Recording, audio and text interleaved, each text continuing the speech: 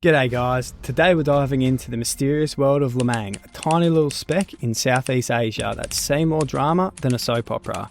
I'll give you a snippet from the first devlog that Madfinger Games has put up. If you want to know more, I'll link the full devlog below. So stick around as we uncover the secrets behind Lamang's rough history and the chaos that sparked up after this mysterious event. Lamang was a former British colony, but found itself in the middle of a brutal civil war led by the Sons of Lamang, or SOL. The anti-British resistance of SOL weren't happy with the independent government's rule, and seeing how Lamang's army was understaffed, undertrained and poorly equipped, they were defeated by SOL just after a couple of months of fighting. Thanks to the Soviet supports of guns and bodies, Rakashmir Savalong took the reins, only to cark it in 96, and he passed the reins on to his son Narath. Narath wanted to modernise the joint by focusing on tourism. He went and built himself a massive luxury resort where it's said to be God's blind spot, where apparently anything was allowed for the right price. Those who got off the island had wildly different stories, and they asked the rest of the world for a bit of a chop out. When finally the UN decided to act, and helped out by providing assistance to the oppressed people. A few months after the UN rocked up, a disaster struck, and then things took a wild turn after the event. All hell broke loose in Lamang after the event, rumour of it being anything from a volcano eruption to a nuke going off, even to rumours revolving around aliens. This led the UN to evacuate people and left the island under international quarantine. And the mystery's been left up to you, the players, to figure it out. With the place practically deserted, it became a playground for organised crime, pirates and other sketchy characters.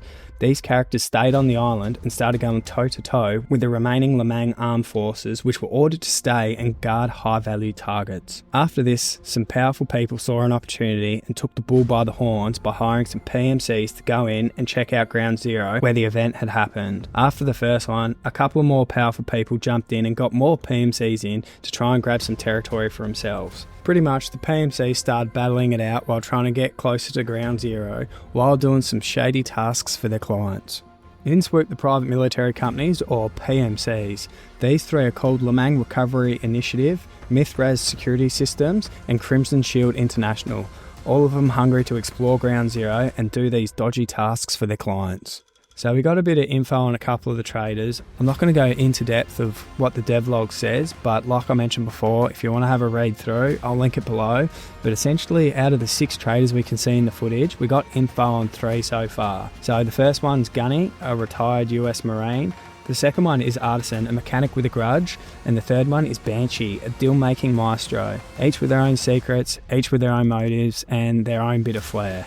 It's looking like the story's going to have over 150 quests, which is going to keep us busy for a while, but there's going to be no hand-holding here. It's all going to be about realism and making your own decisions, branching storylines, shifting reputation, and loads of intel items to uncover Lamang's mysteries. This is just a snapshot of the info we got, but if you want to check out more, check out Grey Zone Warfare's official website for a full rundown of the devlogs, and even join their Discord, both of which I'll chuck in the description.